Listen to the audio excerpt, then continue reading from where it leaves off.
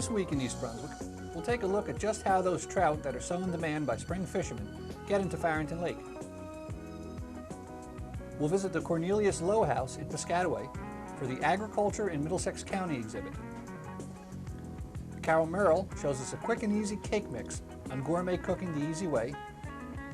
Adrian Eisner looks into home siding for consumer aware.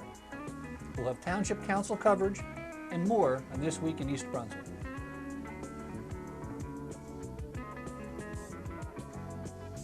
This is Adrian Eisner for National Consumers Week, which is being observed April 23rd through the 29th. It is a time to promote consumer education as a money and energy saver, as a growing and lifetime skill, and just plain good business. Consumer education is knowing how to complain when you buy a product that doesn't work, about your cancellation rights when you sign a contract with a door-to-door salesperson. It is knowing how to save money at the supermarket and still eat well, and how to avoid home improvement rip-offs. Consumers mean business. With consumer education, we can make the right decisions for ourselves and our economy. If you have any questions about consumer protection, please call us at the East Brunswick Consumer Affairs Office, 390-6954. April certainly hasn't provided us with the kind of weather most of us like to see at this time of the year. However, the cooler, overcast trend hasn't seemed to affect the turnout at the local fishing holes. Farrington Lake and the Lawrence Brook area are attracting anglers all hoping to hook into one of the recently stocked trout from the New Jersey Division of Fish and Game. Township Ranger and County Deputy Conservation Officer Vic Romatowski gives us some details. As you see, today is stocking day down here at Farrington Lake. We'll be stocking here in North Brunswick and in several locations in East Brunswick. These fish that are being released today came out of the new Pequest hatchery, which is in Liberty Township in Warren County. The old hatchery, which was located at Hackettstown, is 7 miles east of the new Pequest hatchery. The hatchery fish that are being released now are yearlings. These fish have been in a hatchery for a year, which is an advantage over the old Hackettstown hatchery where it took approximately 2 years to raise fish to this size. The fish that are presently being caught are being caught on combinations of Velveeta cheese, salmon eggs, and worms. The smaller worms, not the larger nightcrawler type worms. Some people are still trying to catch them on flies in several of the running streams in the area, and if you're into that, it's a good way to catch your limit on your trout. You're limited to 6 at the present time. Another thing on the Pequest hatchery is that the hatchery will be open tentatively now in the fall of 1984 for public tours. And they have a nature center up there. There will be guided tours through the hatchery showing you the different stages as the fish are raised. And it'll be an interesting day once the hatchery does open to take your family up there and tour the hatchery on a day and find out where your state money is going. Right now the hatchery is producing for the 1984 season 600,000 trout. It'll be 200,000 rainbow, 200,000 brook trout, and approximately 200,000 brown trout. These fish will range in size from 9 to 12 inches, and if you come down to the lake and you're able to catch one, you'll notice that the fish are nice and healthy and in very good condition. You'll also see a few of us around, deputy conservation officers as well as the full-time conservation officers. They will be checking for your license. And with that license, you have to be 14 years of age, and you will also have to have a trout stamp in your possession if you intend to keep the trout that you catch. Later, Middlesex County Conservation Officer Carmine LaCava was asked about the different types of trout stocked. We stock these streams in the lake with brook trout, brown trout, and rainbow trout. The brook trout provide a early season fisheries, and the rainbows are the easiest trout to catch. It's the reason we stock them, and the browns are the trout that would hold over if any trout were going to hold over in these waters. both officers recommended that anyone interested in obtaining more information on New Jersey fishing laws or regulations, or stocking times and areas, refer to the New Jersey Summary of 1984 Fishing Laws, available wherever licenses are sold.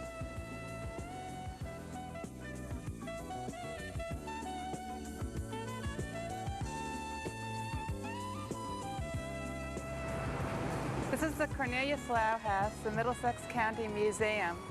My name is Barbara Hutchings. I'm the curator of the museum.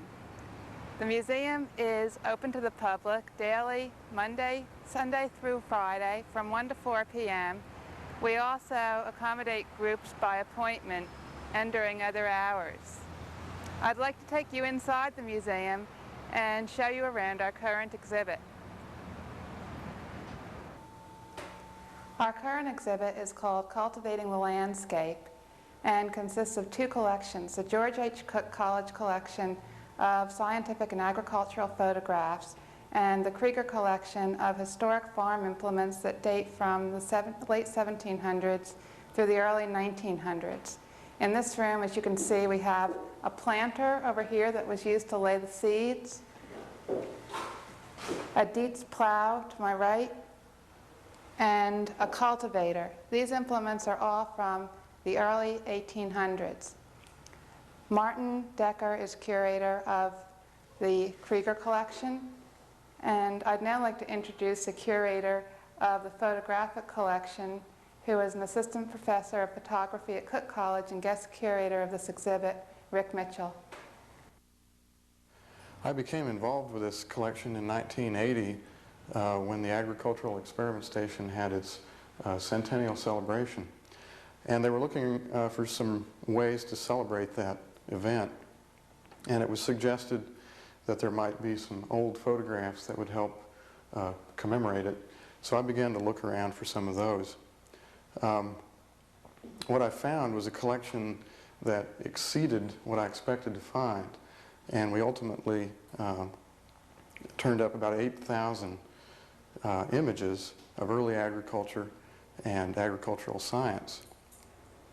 This collection on this wall is a collection of early ground preparation and cultivating tools. And I would say out of the 8,000 images, about 500 or so are about that particular topic. Over on this wall are a group of photographs that were made from historic lantern slides. And these, to see them, are about 3¼ by 4¼ inch glass plate positives. These images were hand tinted very carefully by a woman by the name of Mrs. Slingerland in New Brunswick between 1900 and about 1925. And if you look at them very carefully, you see that the detail is brought out by having little bits of color, little areas of color that was very carefully applied with a small brush and watercolor paint by Mrs. Slingerland. The subjects of these vary. The biggest group of hand-colored pictures are in the field of entomology. But there is a fair number of pictures that are about other aspects of agriculture and agricultural practices, plus things having to do with 4-H, women's studies, or home ec as it was referred to more often then. This picture shows a group of women in a sewing lesson. This is a group of boys on a college farm involved in a 4-H project. And this picture over here is an early spraying machine. It's a 500-gallon tank sprayer that was used to spray trees to control pests. And this picture was made in about 1899. It was a very early one. The exhibit also includes some interesting photos from the late 1800s by scientist-photographer Byron Halstead that document his approach to photography as a scientific tool. Some very colorful shots by entomologist John Bernard Smith,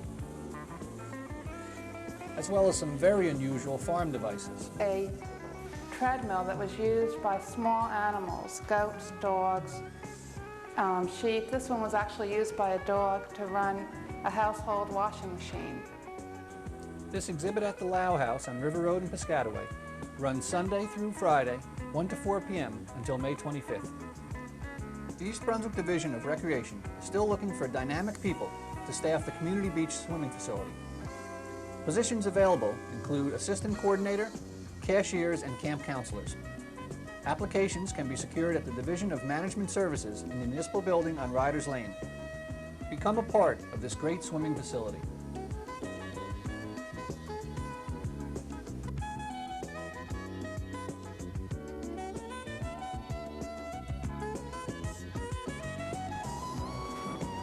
Hello, I'm Carol Merle, Director of Food Services for the East Brunswick Schools, back again with Gourmet Cooking the Easy Way.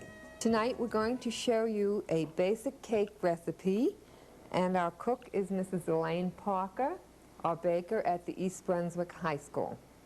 Mrs. Parker has placed in the mixing bowl a previously sifted together 2½ cups sifted flour, 1½ cups sugar, 3 teaspoons baking powder, and 1 teaspoon salt.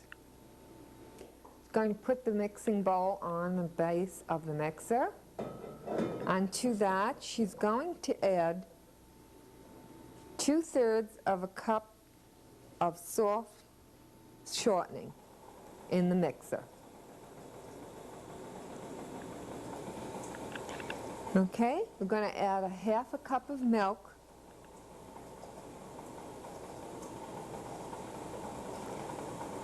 and 1½ teaspoons of vanilla. This has all been previously measured out.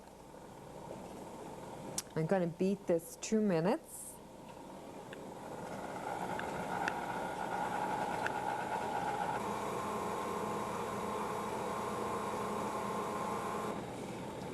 Now we're going to add the remaining milk, totaling 1 cup of milk.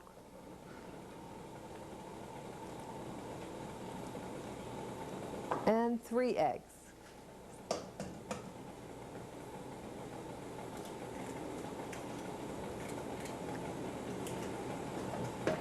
And then we're going to beat this for 2 minutes.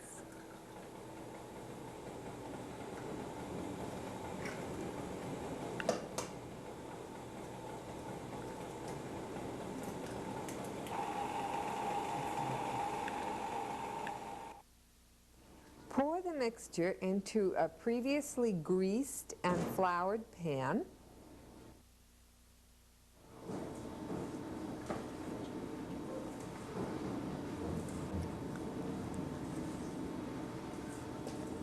And that's it. A very, very easy cake recipe. Put the cake in the oven at 350 degrees. Bake for 40 to 45 minutes.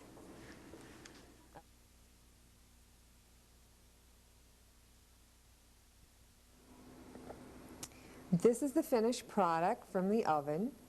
A basic yellow cake mix, very easy.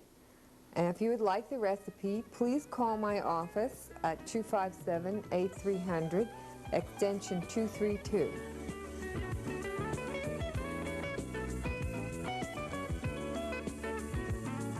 Hello, and welcome to Consumer Aware. I'm Adrienne Eisner of the East Brunswick Consumer Affairs Office. Like more and more homeowners, you may be thinking of investing in home siding. If you do, be sure that you are doing it for the right reasons.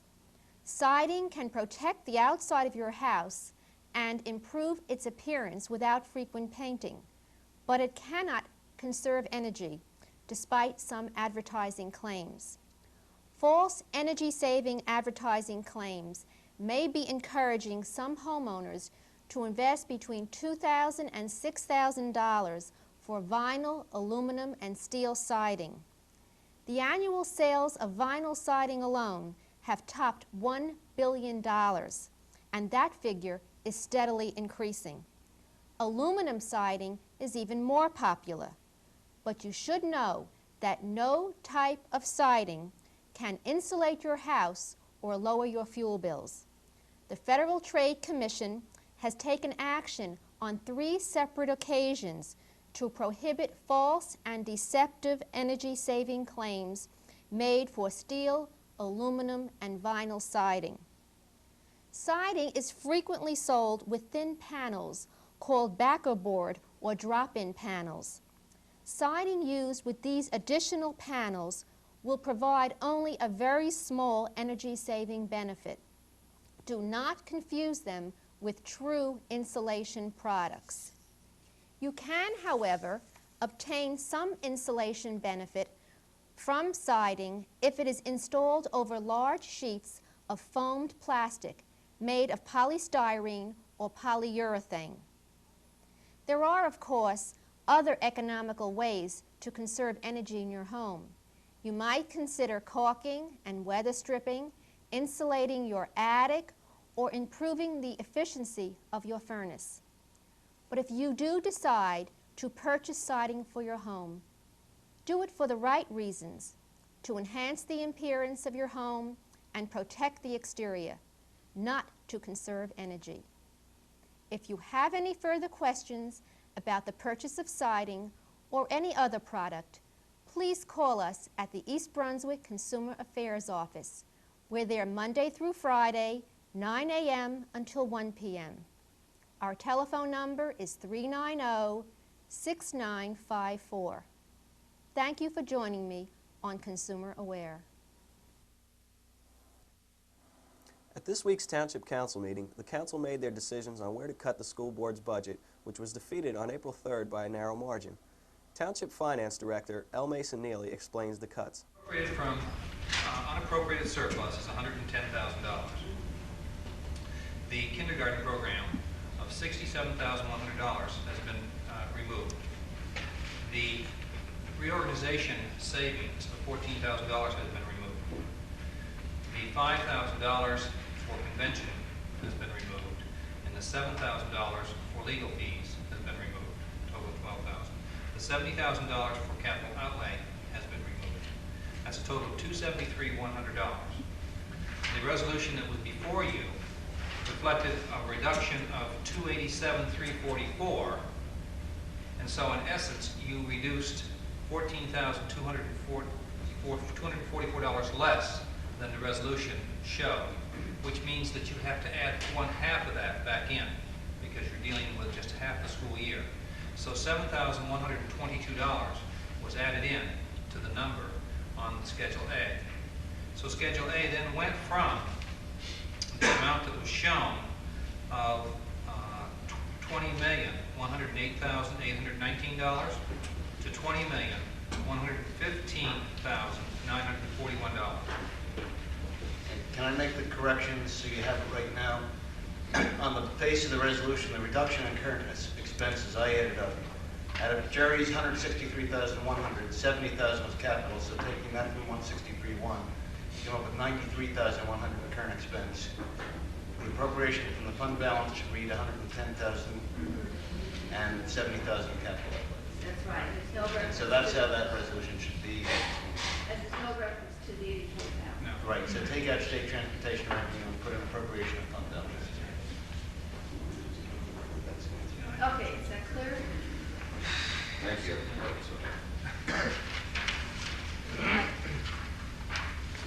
Heard the corrected resolution. It's your pleasure. Move it, Second. Is there any discussion? Would you call the roll? Mr. Baker? Yes. Mrs. Denahan? Yes. Mr. Hudak? No. Mr. O'Connor? No. Mrs. Weber? Yes. The vote on the school budget was 3-4, 2 against. Council President Weber stressed that the cuts will not affect a thorough and efficient education in the schools. The council also heard a presentation from the firm of Hazen and Sawyer for septic systems management in the Colonia State section of East Brunswick. Basically, we evaluated 4 septic management plans, or 4 alternative plans for 2 areas.